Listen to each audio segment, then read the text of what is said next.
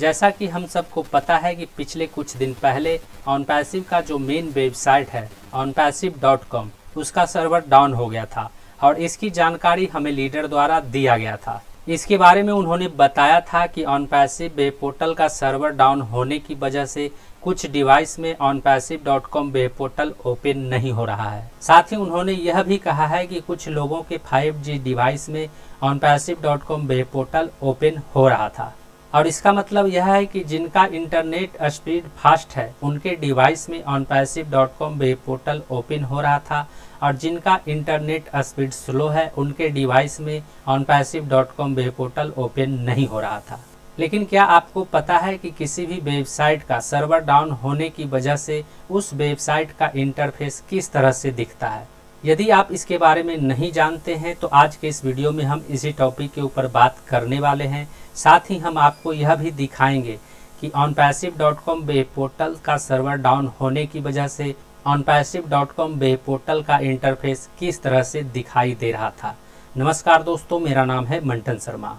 तो इसके बारे में सबसे पहले मैं आपको यह बताना चाहूँगा कि जब किसी वेबसाइट का सर्वर डाउन होता है तो उस वेबसाइट का इंटरफेस कई तरह से दिखाई देता है। वहीं उस वेबसाइट का इंटरफेस इस बात के ऊपर भी निर्भर करता है कि उस वेबसाइट का सर्वर किस तरीके से डाउन हुआ है। यानी वेबसाइट का सर्वर डाउन होने का कई कारण है और डिपेंड इस पर करता है कि उस वेबसाइट का सर्वर किस कारण की वजह से डाउन हुआ है और हर अलग अलग कारण की वजह से उस वेबसाइट का इंटरफेस अलग अलग दिखता है। सर्वर डाउन होने की वजह से किसी वेबसाइट में एरर मैसेज का सामना करना पड़ता है, वहीं किसी वेबसाइट का ऑप्शन इधर उधर हो जाता है।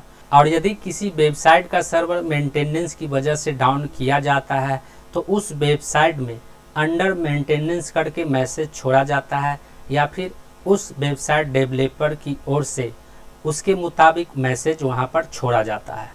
लेकिन जब onpassive.com वेब पोर्टल का सर्वर डाउन हुआ था तो उसका इंटरफेस कुछ इस तरह से दिखाई देता था। OnPassive वेब पोर्टल में दिया गया ऑप्शन इधर उधर दिखाई दे रहा था और वह ऑप्शन कुछ इस तरह से दिखाई दे रहा था, जिसका स्क्रीन रिकॉर्डिंग यहाँ पर मैं आपके सामने शेयर कर रहा हूँ।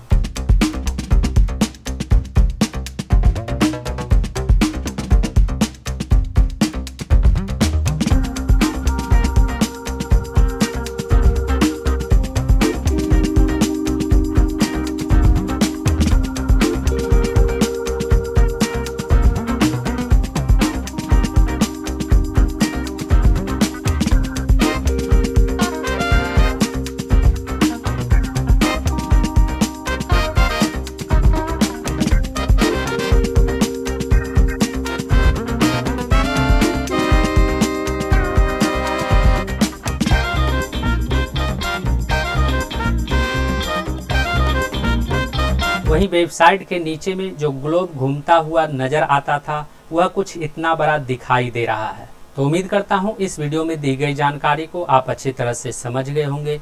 इस वीडियो से संबंधित यदि आपके मन में कोई सवाल है तो आप हमें नीचे कमेंट में पूछ सकते हैं।